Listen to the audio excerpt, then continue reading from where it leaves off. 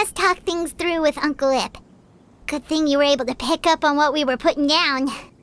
I have been around the both of you for some time now. You could say I have a certain level of expertise in that regard. As for my role in the conversation, think nothing of it. I hardly did anything noteworthy. You never change, do you? Why did you have us walk all this way? Paimon thought we just had to go far enough to be out of earshot. A friend approaches. Hello. Xiao, you're here too? I've been here the whole time?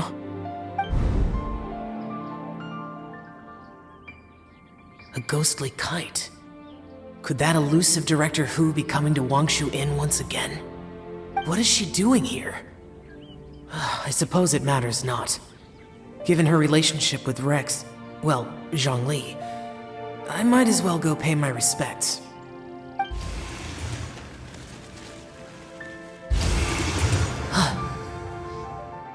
It's you! I thought you were Director Hu. Ah, your arrival is most fortuitous. Do you want to try out this new gadget? The addition of the power source makes the takeoff more stable. It's just that... He seems quite immersed in the study of this device. I fear it's almost too stable. It completely negates the pleasure of seeing one's kite sway with the wind. It's a bit of a shame. In truth, I'm here because Director Hu dispatched me to purchase some items in preparation for Lantern Rite. I see. Much like she does every year. Much like she'll do next year, I would imagine.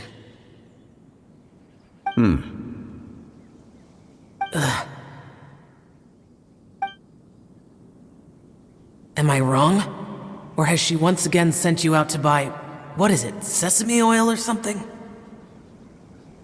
While we're on the subject, I do wonder why she is so obsessed with using sesame oil in the preparation of mixed vegetable dishes for Lantern Rite. A recommendation from Xiangling, perhaps.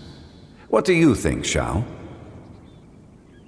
I've only met Director Hu a few times. I'm hardly the best person to ask. Ah, and is that not a sign that you should visit Wangsheng Funeral Parlor more often?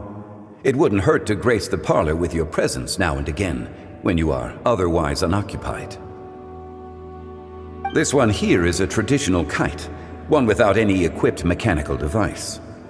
Director Hu tasked me with studying the differences between the two to determine which one is of greater merit. Many hands make light work. Perhaps you could test out the other kite for me? All right. I have made my comparisons. If speed is what you're after, the mechanical kite is the better choice. Wonderful. I shall pass that information along to Director Hu. I'll leave these two kites with you. Perhaps you can find a few friends with which to partake in the activity. You might find it to be an enjoyable use of your time. Oh, wait. Who enjoys kite flying? Well, I would imagine someone of your talent and wisdom is more than capable of finding out. So, you were testing out the kites for Hu Tao and even roped Xiao into doing it for you? Paimon didn't ask earlier because the situation was, awkward. I would hardly say I roped Xiao into anything. I simply sought the help of a friend. Besides, we did the testing together. Seems like our pool of competitors is growing. Do you like kite flying, Xiao? I suppose I neither like nor dislike it. Although, watching a kite gradually ascend into the sky does bring me a certain peace of mind. Perhaps they're a bit like shell lanterns in that way. Kite flying is also a pleasant form of relaxation. Have you ever thought about making a kite, Xiao? Cloud Retainer taught us how. We can teach you if you want. There's no need. Menogius was the only Yaksha among us who had an interest in matters of ornamentation and design. When Lantern Rite is over, come find me near Pervasi's temple if you have the time. It's getting late. I should go inform Director Hu of our findings. How's she been, by the way? Be sure to say hi to her for us. The last time I spoke to her, she mentioned that she would be visiting Chaoying Village in a few days. If you have the time, perhaps you could also make the trip. If you happen to run into her, you can pass along your regards in person.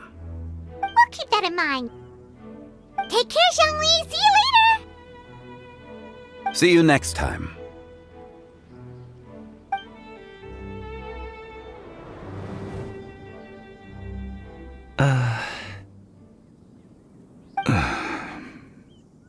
Coming.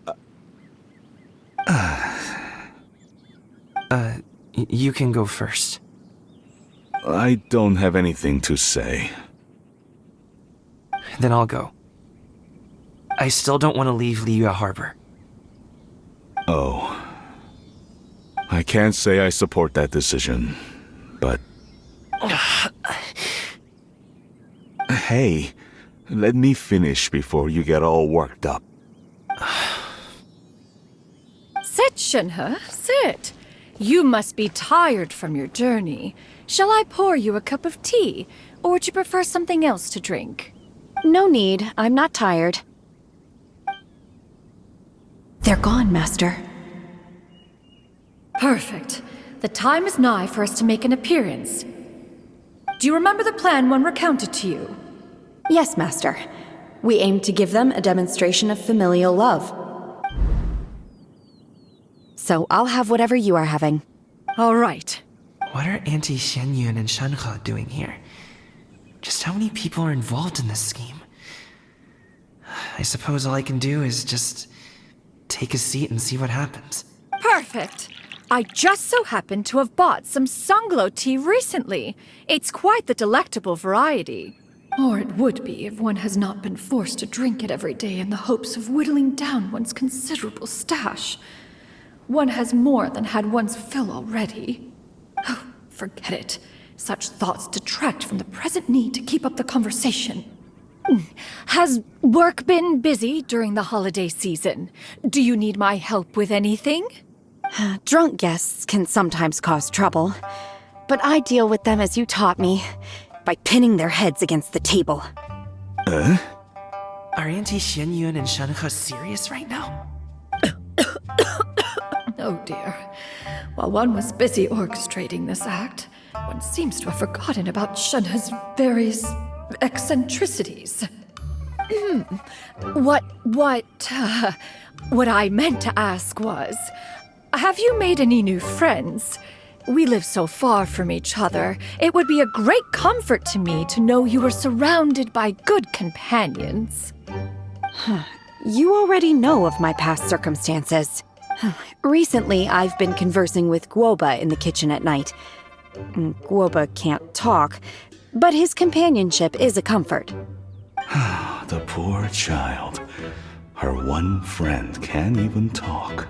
I guess maybe Gaming is not doing so bad after all. Perhaps I've been too hard on him. Let's move on, shall we? Do you have any plans for today, Shenhe? How about... That sounds about right. Take her to do something fun, and perhaps she'll loosen up a bit. Like we used to do when we would carry stones up and down the mountain from dawn until dusk, picking herbs to eat for dinner along the way. If that is what you ask of me, then that is what I shall do. Dad, here, have some tea. Or no, wait, let's not have any just yet. Yeah. I simply can't listen to that any longer. Coming. I'd like to finish what I was trying to say before. I don't support your decision to stay in Liyue Harbor, because living there is too hard on you. If you come home, there will be people to help you. I'm not saying we have to live under the same roof. I know our personalities are too similar to avoid butting heads. But you'll have your entire family around you.